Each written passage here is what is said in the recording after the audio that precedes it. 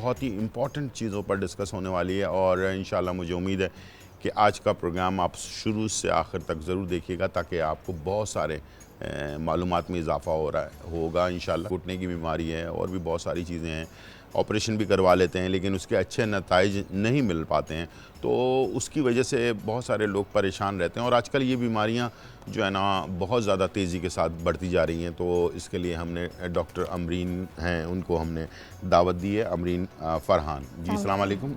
Doctor साहबा जो हैं ये फ़ीमेल ऑर्थोपेडिस्ट जो हैं सर्जन हैं और इसके साथ स्टेम सेल PRP कंसल्टेंट भी हैं जी। अस्सलाम वालेकुम। कैसी हैं आप? खैरियत से? अल्हम्दुलिल्लाह।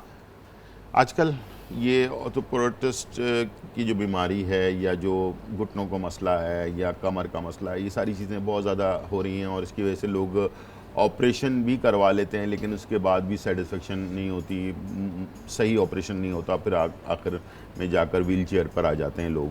तो इसके बारे में आप लोग किस तरह से इसका इलाज कर रहे हैं आजकल? जी, अस्सलाम वालेकुम। सबसे पहले मैं थोड़ा सा अपना इंट्रोडक्शन दे देती हूँ। इंट्रोडक्शन करवा दीजिए। मेरा नाम डॉक्टर अमरीन फ़रहान है, मैं ऑर्थोपेडिक सर्जन हूँ। मैंने MBBS किया है, उसके बाद मैंने FCPS की डिग्री हासिल की है और उसके बाद मैं भी अपनी प्रैक्टिस और एज अ ऑर्थोपेडिक कंसल्टेंट कर रही हूँ और उसके साथ साथ जो ऑस्ट्रेलियन स्टेम सेल क्लिनिक है क्लिफ्टन ज़ियाउद्दीन के सामने, उसमें मैं रीजनरेटिव ऑर्थोपेडिक्स प्रैक्टिस करती हूँ।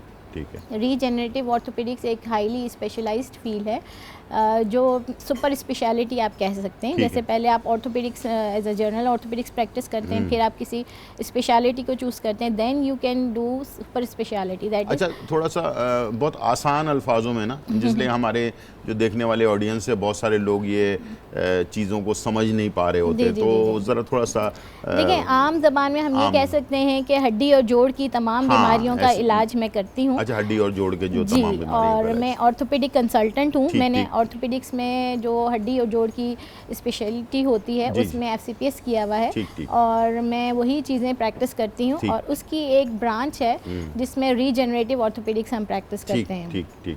Regenerative orthopaedic basically conservative treatments में आता है, जिसमें अगर आप ये कहना चाहें कि हम जो अल्लाह ताला की बनाई हुई जो हमारी बॉडी पार्ट्स हैं हम उन्हीं को रीजनरेट करने की कोशिश करते हैं, जिसमें हम जैसे लोग सर्जरीज करवा के नी जॉइंट रिप्लेसमेंट करवाते हैं तो उसमें एक आर्टिफिशियल चीज़ आपकी बॉडी में जा रही होती है, मेटल आप लगा देते हैं, फिर उसके साइड इफ़ेक्ट्स होते हैं, कॉम्प्लिकेशंस भी हो सकती हैं। तो हम लोग उन पेशेंट्स को डील करते हैं जो सर्जरी के लिए अभी रेडी नहीं है और उसमें गुंजाइश है कि हम सर्जरी को डिले कर सकें।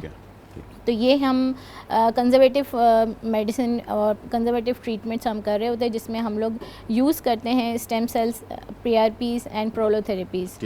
ये सारी चीज़ें ऐसी हैं जो कि लेटेस्ट टेक्नोलॉजीज़ में आती हैं। अच्छा, सिंपल ज़बान में अगर बोला जाए तो ये जो स्टेम सेल जी ये बहुत सारे लोग सुन भी रहे होते हैं, समझ भी रहे होते हैं। मैंने भी थोड़ा सा इसके बारे में आपकी डॉक्टर्स वगैरह से पूछा है तो मुझे तो थोड़ी सी पता चल गया कि बेसिकली है क्या चीज़ स्टेम सेल जो है। आप ज़रा इसको क्लियर करेंगी कि स्टेम सेल बेसिकली क्या चीज़ है? ये स्टेम सेल्स हमारी बॉडी के ही सेल्स होते हैं। कुछ ऐसे हीलिंग सेल्स हमारी बॉडी के सेल्स मौजूद होते हैं जो हमारी बॉडी को रीजनरेट कर रहे होते हैं। जैसे हमें कोई कट लगता है, कोई इंजरी होती है तो हमारी बॉडी के सेल्स उसे रिपेयर कर रहे होते हैं। अगर हमें स्किन कट लगता है तो वहाँ पे प्लेटलेट्स के सेल्स जमा होते हैं और वो हीलिंग करवाते हैं, जिससे हमारी बॉडी में हीलिंग होती है। तो यही प्लेटलेट्स के सेल्स को आप जी एग्जैक्टली हम ब्लड लेते हैं पेशेंट का, उसमें से वो प्लेटलेट्स के सेल सेपरेट करते हैं, मशीन में रख के उनको स्पिन करते हैं और वो जो प्लेटलेट्स हमारे पास प्लाज्मा से निकलता है वही प्लेटलेट्स हम पेशेंट में इंजेक्ट करते हैं। इसको हम PRP या प्लेटलेट रिच प्लाज्मा कहते हैं। ये एक पार्ट है। दूसरा पार्ट है स्टेम सेल्स। स्टेम सेल्स हमारे पास ब्लड में भी मौजूद होते हैं, फैट सेल से भी हम ले सकते हैं। इन दोनों चीज़ों से हम फैट सेल्स या स्टेम सेल्स लेके उनको लेबॉर्ट्री में प्रिपेयर करते हैं और उसमें से सेल्स एक्सट्रैक्ट करके वो हम जॉइंट में इंजेक्ट करते हैं। इसको हम स्टेम सेल ट्रीटमेंट कहते हैं। और साथ साथ हम कॉम्प्रिहेंसिव ट्रीटमेंट प्रोलोथेरेपी करते हैं, जिसमें ना सिर्फ ये कि हम जॉइंट के अंदर इंजेक्ट करते हैं, हम जॉइंट के अराउंड जो लिगामेंट्स होते हैं और मसल्स होते हैं उनमें भी इंजेक्ट करते हैं, जिससे वो रीजनरेट करते हैं। यानी कि ये सेल्स जाके आपके कार्टिलेज सेल्स में कन्वर्ट हो सकते हैं, आपके लिगामेंट सेल्स में कन्वर्ट हो सकते हैं, और जो आपके डैमेज एरियाज़ हैं उनको रीजनरेट करते हैं, स्टेबलाइज कर सकते हैं। तो ये पीआरपी और स्टेम जो मैं समझ पाया हूँ वो कि हमारे जिस्म से ही कोई आप सेल्स निकाल कर उसको लैब में उसको यानी कि उसके तादाद को बढ़ाते हैं या उसको प्रिपेयर करते हैं, फिर उसी सेल्स को हमारे घुटनों में इंजेक्ट कर देते हैं, जिसकी वजह से जो हमारे जेल ख़त्म हो जाता है वो दोबारा से बनना शुरू हो जाता है। ऐसे ही है ना? बिल्कुल। देखिए, इसमें ये होता है कि ऑस्टियोआर्थराइटिस, मेनली जो ऑस्टियोआर्थराइटिस या रोमेटॉइड आर्थराइटिस में ये ट्रीटमेंट्स की जाती हैं, और उसमें यह है कि हमें स्टेजेस देखनी होती हैं, पेशेंट हमारे पास किस स्टेज पे आ रहा है। ग्रेड 1, 2, 3, 4 में कैटेगराइज करते हैं हम ऑस्टियोआर्थराइटिस को। तो कुछ ऐसे पेशेंट जो ग्रेड 1, 2, 3 में फॉल करते हैं उनमें ये आइडियल ट्रीटमेंट है, जो सर्जरी के लिए भी फिट नहीं है। ग्रेड 4 अगर हमारे पास आ रहा है इंजरी के साथ या डैमेज के साथ, तो उसमें तो हम सर्जरी एडवाइस करते हैं। बट ये है कि अगर हमारे पास ग्रेड 1, 2, 3 का पेशेंट है तो उसमें हमारे पास ऑप्शंस होते हैं कि हम कोशिश की जाती है, कोशिश करना चाहिए जो देखने वाले हैं वो जी जब ये प्रॉब्लम आपकी शुरू हुई है, अभी ज़्यादा बड़ी नहीं है, तो उसी दौरान आपके पास आकर जो है ना इसको चेक करवा कर इसकी ट्रीटमेंट करवा ली जाए, ताकि ऑपरेशन तक की नौबत ना आए। वरना लोग तो बहुत सारे ऐसे हैं जो इसको खींचते रहते हैं, उनको खुद भी पता नहीं चलता बेसिकली दर्द किस चीज़ का है, ठीक है, और ना टेस्ट करवाते हैं, बस अंदाजे से ज़िंदगी गुजार रहे होते हैं, पेन किलर खा लिया, कोई मसाज करवा लिया, इस टाइप से ज़िंदगी गुजार रहे होते हैं। अच्छा, इसी तरह से जैसे घुटनों के बारे में भी बात हो रही थी, कमर में भी अक्सर मैं सुनता हूँ कि वो जो डिस्क होती है कमर की वो हिल जाती है ना, तो आगे पीछे हो जाती है, 4, 5, 6 ऐसे ही कुछ है, और गर्दन में भी इस तरह का मामला होता है जो डिस्क हिलने की वजह से। तो ये भी, इसकी भी ट्रीटमेंट आप लोग करते हैं? देखिए, मैं आपको थोड़ा सा ये बता देती हूँ कि रीजनरेटिव ऑर्थोपेडिक्स के पेशेंट्स कौन कौन होते हैं। ठीक है, रीजनरेटिव ऑर्थोपेडिक्स में हमारे पास वो सारे पेशेंट जिनकी कोई इंजरी हुई हो, कोई फॉल हुई हो, सीढ़ियों से गिर गए, कोई रोड साइड गिर गए हैं, कोई एक्सीडेंट हो गया है, ठीक है। इसके अलावा अक्सर ख़वातीन की सी सेक्शन सर्जरी होती है, उसमें भी कमर के दर्द अक्सर क्रॉनिक हो जाते हैं, इंजेक्ट करते हैं कुछ इंजेक्शन की वजह से। और विप्लैश इंजरी एक होती है, जब आपका एक्सीडेंट किसी का भी हो XYZ, उसमें जब हेड ज़मीन पे लगता है जाके किसी चीज़ से, तो एक बैंग जो उसको फील होता है, उसमें अगर फ्रैक्चर नहीं होता तो लिगामेंट्स को इंजरी हो जाती है। अच्छा, लिगामेंट की इंजरी एक्सरे में किसी चीज़ में रिकग्नाइज नहीं हो पाती, तो वो आप उसको इनिशियली पेन किलर्स दे के आप छोड़ देते हैं, तो वो क्रॉनिक होते होते उसमें डैमेज हो जाते हैं कुछ फाइबर्स, तो वो क्रॉनिकली फिर क्रॉनिक पेन में कन्वर्ट हो जाता है। इसी तरह लो बैक पेन जो जैसे स्पॉन्डिलोसिस है, डीजनरेशन है, स्पाइन का भी ऑस्टियोआर्थराइटिस होता है, ठीक है, और इंजरी के बाद किसी सर्जरी के बाद ये सारी चीज़ों से लिगामेंट्स डैमेज होते हैं बिल्कुल। और वो फिर अगर आप पेन किलर्स लेते रहें तो अक्सर ये होता है कि डायग्नोस नहीं हो पाता, और डायग्नोसिस भी हो जाए तो उसका कहते हैं कि आम डॉक्टर्स के पास आप जाएं, कहते हैं इसका कोई ट्रीटमेंट नहीं है, you have to live with it, ठीक है। लेकिन हमारे पास रीजनरेशन में इसके बहुत सारी ट्रीटमेंट्स अवेलेबल हैं। हम ऐसे सारे पेशेंट्स को एज अ 3 to 6 मंथ्स के लिए एज ए चैलेंज लेते हैं। अच्छा, ठीक, और उसमें हम ट्रीटमेंट्स करते हैं। लेकिन यह है कि रीजनरेशन का प्रोसेस स्लो होता है, ठीक है, इसमें you can not get any thing suddenly, आपको एक टैबलेट देंगे और आप बिल्कुल ठीक हो जाएंगे, ये चीज़ नहीं है। रीजनरेशन में हमें पेशेंट को ट्रीटमेंट्स देनी होती हैं, प्रोसीजर्स होते हैं उसमें इंजेक्टेबल थेरेपीज़ होती है, इसमें कोई सर्जरी इन्वॉल्व नहीं है, कोई सर्जरी नहीं है, कोई स्किन पे कट नहीं आता, इवन स्टेम सेल्स भी हम कैनुला डाल के लेते हैं, उसमें भी कोई कट नहीं आता, कोई बेहोशी नहीं होती, कोई हॉस्पिटल एडमिशन नहीं होता। लोकल में हम लोग फ़ैट लेते हैं और उसी को प्रोसेस करते हैं, और फिर लोकल एनेस्थीसिया लगा के ही हम इंजेक्ट करते हैं। तो ये भी सारे प्रोसीजर्स ऐसे हैं जो ओपीडी बेसिस पर हम करते हैं, इसमें कोई एडमिशन की रिक्वायरमेंट नहीं होती, लेकिन इट टेक्स टाइम, हमें 3 से 4 सेशंस करने होते हैं, 3 to 6 मंथ्स का टाइम हमें रिक्वायर्ड होता है, और उसमें हम बैक पेन, नेक पेन और ऑस्टियोआर्थराइटिस, ये सारी चीज़ों को अगर जैसे 3 से 4 सेशन के अंदर ये बिल्कुल जड़ से ख़त्म हो जाएगा, यानी कि देखिए ये चीज़ है कि अगर आप ये कहें कि मेरी बैक 20 इयर्स के बंदे जैसी हो जाएगी, वो नहीं हो सकता, लेकिन आप अपनी क्वालिटी ऑफ लाइफ को इम्प्रूव कर सकते हैं, आप अच्छी लाइफ गुजार सकते हैं, अपनी रूटीन की जो एक्टिविटीज़ आप नहीं कर सकते वो आप परफॉर्म कर सकते हैं। डॉक्टर, एक तो मेडिसिन बहुत ज़्यादा इस्तेमाल करने की वजह से क्या इसका साइड इफेक्ट क्या होता है, बहुत ज़्यादा पेन किलर वगैरह इस्तेमाल करने की वजह से? जी देखिए, पेन किलर्स हम ये नहीं कहते कि पेन किलर्स बिल्कुल नहीं लेनी चाहिए। कभी कोई इंजरी होती है, कोई हल्का फुल्का पेन होता है, आप 1 वीक 2 वीक्स तक पेन मेडिकेशंस ले सकते हैं, महीनों सालों नहीं लेने चाहिए। बट ये है कि जो लोग 2 ईयर्स 3 ईयर्स से पेन मेडिकेशंस पे चल रहे होते हैं, उनको फिर साइड इफेक्ट्स आना शुरू हो जाते हैं, स्टमक अपसेट होना शुरू हो जाता है, तेजाबियत हो जाती है, ठीक है, किडनी पे इफेक्ट करना शुरू कर देते हैं, ठीक है, सबसे 2 चीजें हाँ, इस तरह की चीज़ें होना शुरू हो जाती हैं। और फिर कुछ मेडिसिन ऐसी भी होती हैं जिनकी वजह से नींद ज़्यादा आती है, वो भी साइड इफेक्ट्स होते हैं। क्रॉनिक पेन के जो पेशेंट्स होते हैं उनको इरिटेबिलिटी ज़्यादा होती है। हमारे पास एक कॉलर है, सॉरी, हम ज़रा देखते हैं जी। अस्सलाम वालेकुम तायरा। जी वालेकुम सलाम जी तायरा, बहुत खुशी है आपसे मिलकर। जी जी, बहुत शुक्रिया। तो वो मुझे अपनी ना भांजी के बारे में पूछना है आपसे। जी जी जी पूछिए। वो ना उनके ना गुर्दों में इन्फेक्शन बताया है। गुर्दों में? जी जी ठीक है ठीक है ठीक है, तो आप कुछ बता दें। तायरा ये देखते रहिएगा प्रोग्राम, मैं आखिर तीसरे ब्रेक में जो है ना इंशाल्लाह आपको मैं बताऊंगा, ठीक है जी।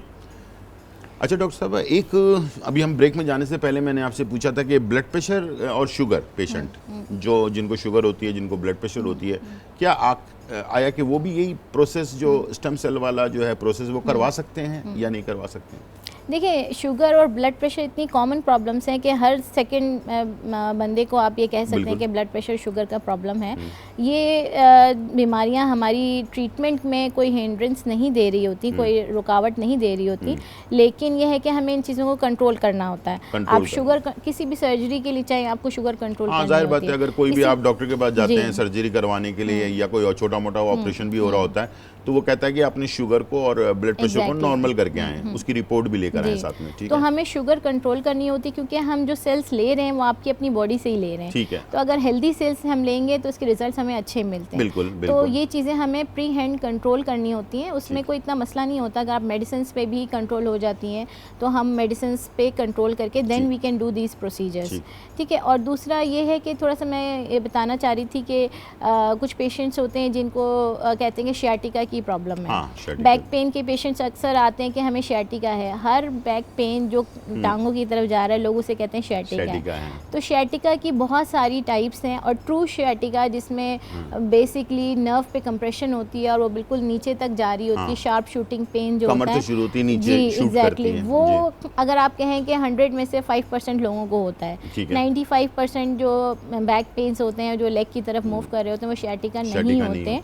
उसमें बहुत सारी मसल्स की प्रॉब्लम्स, लिगामेंट्स की प्रॉब्लम, उनकी वजह से भी आपको बैक पेन्स हो रहे होते हैं। तो बेसिकली इवैल्यूएशन बहुत इंपॉर्टेंट है कि आप सबसे पहले सही तज्जिया किया जाए और फिर उसको सही इलाज करवाए जाए। और उसमें भी ये है कि देखें हमारे जो पेशेंट्स हैं न्यूरोलॉजिस्ट के पास भी जा रहे होते हैं जो दिमाग की और चीज़ें डील कर रहे होते हैं, ऑर्थोपेडिक्स के पास भी आ रहे होते हैं। तो न्यूरोपैथिक पेन्स ये सारी चीज़ें ऑर्थोपेडिक्स वाले भी डील कर रहे हैं, बिल्कुल, न्यूरोलॉजिस्ट भी डील कर रहे हैं, जनरल भी और डील कर रहे हैं। एनेस्थीसिया के जो पेन मैनेजमेंट के लोग होते हैं वो भी पेन मैनेजमेंट कर रहे होते हैं। लेकिन मैं ये कहती हूँ कि ऑर्थोपेडिक्स वाले जितना अच्छा बोन एंड जॉइंट्स को डील कर सकते हैं वो ना न्यूरोलॉजिस्ट जिसका जो काम है वो करेगा तो जाहिर बात है वो ज़्यादा अच्छी तरह से एडवाइस भी कर सकता है और बता भी सकता है। लेकिन हम ये नहीं कहते कि किसी के पास ना जाएं, डेफिनेटली आप कंसल्टेंट के पास जाएं, डेफिनेटली इवैल्यूएट करवाएं और फिर अपनी ट्रीटमेंट लें। इसी तरीके से जैसे किसी स्पोर्ट्स इंजरीज हैं, किसी को नी जॉइंट के लिगामेंट डैमेज हो गए, फॉल होने से मेनिस्कस डैमेज, जो हमारे नी जॉइंट के दरमियान में स्पेस जो होती है उसमें एक कार्टिलेज होता है जिसको हम मेनिस्कस कहते हैं, ठीक है। उसको कुशन प्रोवाइड करता है हमारी जॉइंट्स की मूवमेंट में। अगर आपकी गिर जाते हैं या स्पोर्ट्स में वो डैमेज हो जाता है तो उसके बाद बहुत सारे लोग सर्जरी की तरफ जाते हैं, कुछ लोग नहीं जाते।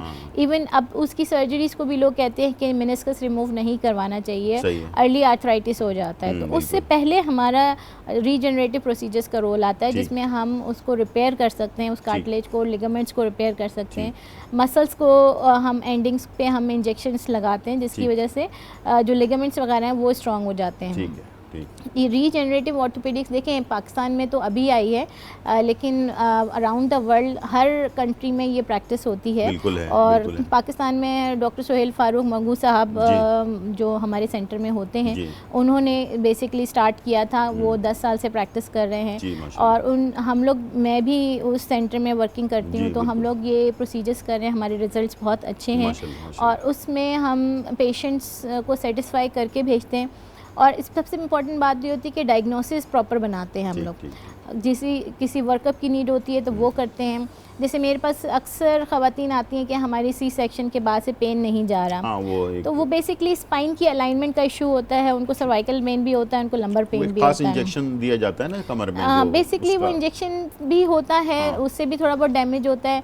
पेशेंट को जब अगर जनरल एनेस्थीसिया भी दिया जाता है तो उसमें भी वो ट्यूब डालते हैं नेक में, और उसमें गर्दन को थोड़ा सा झटका देना पड़ता है, तो उससे भी फर्स्ट वर्टिब्रा सेकंड वर्टिब्रा अपनी जगह से हिल सकता है। ये अगर आप देखें एक मॉडल है जिसमें आप देख सकते हैं कि सारे वर्टिब्रास कनेक्टेड हैं। अगर फर्स्ट वर्टिब्रा जो हमारे स्कल को होल्ड कर रहा है वो अगर अपनी जगह से मूव कर जाए, ज़रा सा भी मूव कर जाए, तो ये सारे वर्टिब्रा जो चेन की तरह एक दूसरे से मिले हुए हैं वो भी अपनी अलाइनमेंट को ख़राब कर लेते हैं। ठीक।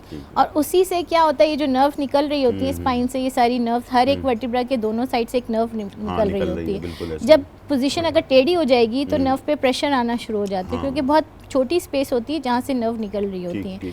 और अगर इस पर प्रेशर आए किसी वजह से, तो वो ही प्रेशर आपकी पूरी, जैसे अगर गर्दन के नर्व पे प्रेशर है तो पूरे आर्म्स में आपको पेन आ सकता है, शोल्डर का पेन अपर आर्म में आ सकता है, रिस्ट में आ सकता है, लोअर बैक का पेन आपको पूरी लेग्स में आ सकता है। बिल्कुल, ये सारी चीज़ें एसोसिएटेड हैं कि स्पाइन की अलाइनमेंट आउट हुई है। और अगर ये चीज़ अगर शॉर्ट टर्म है तो डेफिनेटली आप फिजियोथेरेपी करवा सकते हैं, पेन मेडिकेशंस ले सकते हैं। बट ये अगर प्रोलॉन्ग हो जाए, 2 इयर्स 3 इयर्स के साथ भी लोग हमारे पास आ रहे होते हैं, तो उसमें भी फिर हम रीजनरेशन का काम करते हैं। अगर आप गौर इसमें देख लें तो यहाँ जो एरियाज़ हैं, यहाँ लिगामेंट्स होते हैं, ये जॉइंट्स बनते हैं, एक एक मोहरे के साथ दूसरा मोहरा जो अटैच होता है वो जॉइंट बनता है वहाँ पे, और लिगामेंट्स के साथ वो अटैच हुए होते हैं। अगर लोअर बैक में बहुत सारे लिगामेंट्स होते हैं, अक्सर पेशेंट्स को लोअर बैक की प्रॉब्लम होती है, उनके सारे लिगामेंट्स ओवर स्ट्रेच हुए होते हैं। तो उसमें अगर इवन आप MRI भी करवा लें और दूसरे इन्वेस्टिगेशन भी करवा लें, उसमें एग्जैक्ट सही डायग्नोसिस नहीं बन पाती कि क्या प्रॉब्लम है। कुछ पेशेंट को सर्जरी एडवाइस कर दी जाती है जबकि उनको सर्जरी की नीड नहीं होती। देखिए, मैं खुद सर्जन हूँ, मैं सर्जरीज भी करती हूँ, लेकिन जिसको सर्जरी की नीड है उसको सर्जरी एडवाइस करनी चाहिए। स्पाइन की सर्जरीज अब पूरी दुनिया में बहुत कम हो गई हैं। लोग कहते हैं कि ऑल्टरनेट ट्रीटमेंट्स की तरफ जाएं बिफोर डूइंग एनी सर्जरी। तो स्पाइन की सर्जरी के रिजल्ट्स अच्छे नहीं हैं, आफ्टर इफ़ेक्ट्स बहुत ज़्यादा होते हैं। इनिशियली अगर इम्प्रूवमेंट भी आती है, 6 मंथ के बाद प्रॉब्लम वहीं खड़ा होता है मरीज़। तो ये इसलिए हम कहते हैं कि सोच समझ के सर्जरी की तरफ जाएँ, जिसमें अगर आपका ऐसा प्रॉब्लम है जिसको बगैर सर्जरी के डील किया जा सकता है तो why not, why should go for the surgery. Undue surgery एक चोट होती है, कोई भी चोट, कमर पे, कंधे पे, गर्दन पे, अच्छा ये चोट का जो तकलीफ है, दर्द है, वो सर्दियों में ज़्यादा होता है जी। ये क्या वजह है? इसकी कोई ख़ास वजह है सर्दियों के अंदर ज़्यादा तकलीफ बढ़ जाने की वजह? देखिए, जितने भी न्यूरोपैथिक पेन्स होते हैं, यानी नर्व के पेन्स, मसल्स के पेन, ये विंटर सीजन में बढ़ जाते हैं, क्योंकि उसमें नर्व की ओवर कवरिंग जो होती है वो डैमेज हो जाती है और नर्व बेयर हो जाती है और उसकी एक्सपोज हो जाती है, और उसकी वजह से मसल्स में एक्स एंड पेन्स आ रहे होते हैं। तो जितने भी मस्कुलर पेन्स हैं, जितने भी नर्व के पेन्स हैं, वो सर्दियों में बढ़ते हैं। तो हमें उन चीज़ों को फिजियोथेरेपी हम एडवाइस कर सकते हैं। इनिशियल अगर आपको प्रॉब्लम है तो उसमें शॉर्ट टर्म प्रॉब्लम्स के अंदर फिजियोथेरेपी है, पेन मेडिकेशंस हैं, इससे कंट्रोल किया जा सकता है। लेकिन वही वाली बात है, अगर उस चीज़ से अगर आप 2-2 साल तक आप पेन मेडिकेशंस लेते रहेंगे तो वो तो एक चीज़ सही नहीं है। तो हमारी कोशिश ये होती है पेन मेडिकेशंस को कम किया जाए, क्वालिटी ऑफ लाइफ को इम्प्रूव किया जाए। तो ये सारे प्रोसीजर्स हम इसीलिए करते हैं। और बैक पेन की वजह से मेरे पास, देखिए मैं फ़ीमेल हूँ, मेरे पास ऑर्थोपेडिक्स में फ़ीमेल पेशेंट्स आती हैं और मेरा बल्क जो है पेशेंट का फ़ीमेल पेशेंट्स है। तो फीमेल पेशेंट्स क्रॉनिक पेन्स के साथ इतना परेशान होकर आती हैं कि हम चल नहीं सकते, उठ नहीं घर का काम नहीं कर सकते, सकते, घर के काम बिल्कुल, नहीं बहुत कर सारे, सकते। हाँ। तो इस तरह के पेशेंट जो 2-2 3-3 साल से दर्द बर्दाश्त कर रहे हैं, बिल्कुल। और इवन देखें डॉक्टर्स के पास जाएं, वो पेन मेडिकेशंस लिख के भेज देते हैं कि बिल्कुल। आपका कोई इलाज नहीं है, आपको you have to live with it, ठीक है। तो आज तक मैं कहती हूँ कि अल्लाह ताला ने कोई ऐसी बीमारी नहीं बनाई जिसका कोई इलाज ना हो। सही बात है। तो हम उसी पे वर्किंग कर रहे हैं। हमारे पास और दूसरी ट्रीटमेंट्स भी हैं, ओजोन थेरेपी है हमारे पास बायोऑक्सीडेशन है, तो उसमें हम इन चीज़ों का ट्रीटमेंट बहुत अच्छे से कर रहे होते हैं। ठीक ठीक। बस टाइम हो गया जी खत्म। बिल्कुल। कोई मैसेज आप देना चाहें सामने ये कैमरा? जी, मैं अपने पेशेंट्स को, अपने सुनने वालों को यही एडवाइस करना चाहूँगी कि अगर उन्हें कोई सर्जरी एडवाइस की गई है बैक पेन के लिए, अगर नी के लिए, तो वो अगर एक मरतबा इवैल्यूएशन हमसे करवाएं और देखें कि हम क्या उन्हें बता रहे हैं ट्रीटमेंट वाइज, तो डेफिनेटली आप बहुत सारी अनड्यू सर्जरी से बच भी सकते हैं और अपनी क्वालिटी ऑफ लाइफ को बेहतर भी कर सकते हैं। मैं जी, बहुत शुक्रिया।